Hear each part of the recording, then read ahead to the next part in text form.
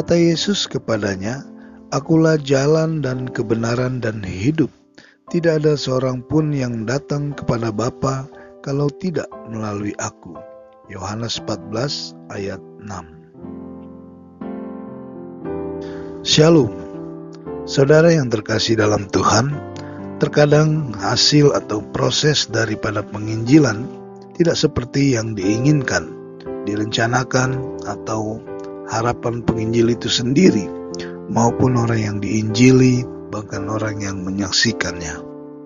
Tetapi yang sebenarnya proses dan hasil daripada itu semua, Tuhanlah yang memilikinya, dan pada akhirnya baik dan benar sesuai rancangan dan kehendak-Nya. Damai sejahtera Allah Bapa, Yesus Kristus Tuhan beserta kita. Sahabat penginjilan Kristen, tema renungan kita adalah menginjil kehendak Tuhan yang terjadi. Kita mendasari tema ini dari firman Tuhan yang kita baca, agar kita berhikmat dan mengerti kehendak Tuhan dan berkenan baginya.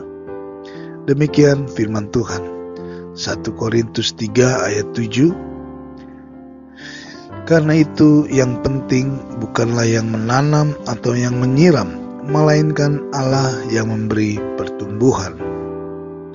Kalimat "melainkan Allah yang memberikan pertumbuhan" menjadi kunci utama dari sharing kita ini.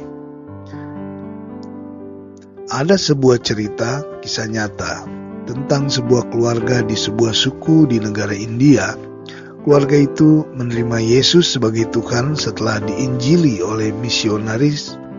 Namun seluruh keluarganya, anak, istri, dan dia sendiri dibunuh oleh kepala suku tempat mereka tinggal. Lalu ada lagi kisah nyata tentang pasangan penginjil yang kecewa pada Tuhan, karena dari awal sampai akhir penginjilannya di sebuah pedalaman, hanya kesengsaraan yang mereka peroleh. Mulai dari tidak diizinkan masuk desa tempat tujuan penginjilannya, dan harus tinggal di hutan desa itu yang minim fasilitas.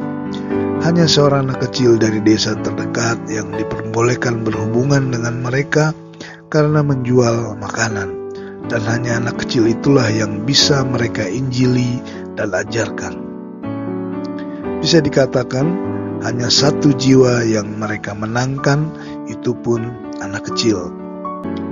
Mereka mengalami sakit malaria, anaknya tidak terurus, lalu istrinya melahirkan, kemudian meninggal dunia karena sakit, namun bayinya selamat. Pada akhirnya penginjil itu tidak sanggup lagi dan meninggalkan negara itu, menitipkan anaknya pada kerabat di situ, lalu kembali pulang ke negaranya dengan membawa kekecewaan, sakit hati kepada Tuhan. Sahabat penginjilan Kristen, menginjili adalah perintah Tuhan.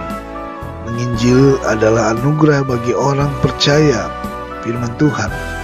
Matius 28 ayat 18-20. Yesus mendekati mereka dan berkata, "Kepadaku telah diberikan segala kuasa di sorga dan di bumi. Karena itu pergilah, jadikanlah semua bangsa muridku, dan baptislah mereka dalam nama Bapa dan Anak dan Roh Kudus. Dan ajarlah mereka melakukan segala sesuatu yang telah kuperintahkan kepadamu. Dan ketahuilah, aku menyertai kamu senantiasa sampai akhir zaman." Saudara yang dikasihi Tuhan, menginjil tidak bicara keberhasilan yang didapat menurut manusia yang berpikir bahwa kalau menginjil harus dapat banyak jiwa yang dimenangkan, harus dengan caranya yang lebih efektif dan luar biasa. Kalau tidak begitu, berarti Anda salah atau gagal sebagai penginjil. Hal ini sering terjadi karena ada saja persaingan, karena merasa caranya lah yang lebih bagus. Mereka lupa bahwa cara Tuhanlah yang utama, terbaik, dan harus diterapkan. Menginjil adalah melayani Tuhan. Menginjili adalah bicara tentang mengosongkan diri lalu pergi melakukan perintah Tuhan. Menginjili adalah bicara ketaatan atas perintah Tuhan, apapun hasilnya, yang pasti hasilnya untuk kesejahteraan umat dan kemuliaan namanya. Menginjili adalah memberitakan nama Yesus Kristus Tuhan Sang Juru Selamat yang harus dipuji disembah, dijauhi larangannya dan dilakukan perintahnya, karena Dia Tuhan, Allah, Bapa yang kekal, agar semua orang menerima Dia dan memperoleh keselamatan kekal. Filipi 2 ayat 5-11 firman Tuhan. Hendaklah kamu dalam hidupmu bersama menaruh pikiran dan perasaan yang terdapat juga dalam Kristus Yesus, yang walaupun dalam rupa Allah tidak menganggap kesetaraan dengan Allah itu sebagai miliknya yang harus dipertahankan, melainkan telah mengosongkan dirinya sendiri dan mengambil rupa seorang hamba dan menjadi sama dengan manusia. Dan dalam keadaan sebagai manusia, Ia telah merendahkan dirinya dan taat sampai mati, bahkan sampai mati di kayu salib. Itulah sebabnya Allah sangat meninggikan Dia dan mengaruniakan kepadanya nama di atas segala nama, supaya dalam nama Yesus bertekuk lutut segala yang ada di langit dan yang ada di atas bumi dan yang ada di bawah bumi, dan segala lidah mengaku Yesus Kristus adalah Tuhan, bagi kemuliaan Allah Bapa. Sahabat penginjilan Kristen yang dikasihi Tuhan, lalu bagaimana kelanjutan dua kisah penginjil yang dikisahkan tadi? Yang pertama, satu keluarga yang dibunuh kepala suku karena menerima Yesus Tuhan sudah pulang ke rumah Bapa di sorga. Mereka berserah total menjadi alat Tuhan untuk rencana Tuhan yang lebih besar. Lalu apa dampaknya bagi yang masih hidup, belum percaya, bahkan melakukan pembunuhan itu? Mereka dijamah Roh Kudus, mulai dari kepala suku yang melakukan pembunuhan sampai kepada seluruh rakyatnya bertobat dan menerima Yesus Kristus Tuhan. Keluarga itu taat, berhasil mengikuti kehendak Tuhan. Akhirnya banyak jiwa diselamatkan. Lalu yang kedua, penginjil yang kecewa kepada Tuhan, pada akhirnya satu-satunya orang yang mereka injili telah menjadi penginjil besar. Siapa sangka hanya melalui anak kecil yang bisa mereka injili, nama Tuhan dimuliakan.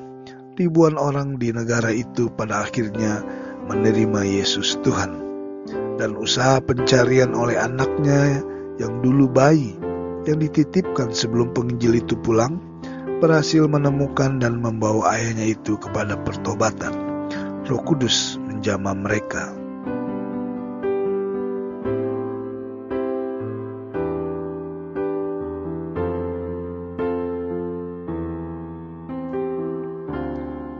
Sahabat penginjilan Kristen yang dikasihi Tuhan, melalui kisah ini kita bisa berhikmat dan mengerti rencana Tuhan yang luar biasa dan belajar untuk memahaminya, karena rancangan dan kehendak Tuhanlah yang utama.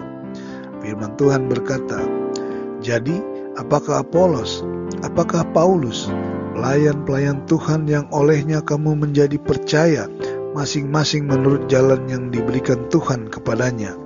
Aku menanam, Apolos menyiram, tetapi Allah yang memberi pertumbuhan.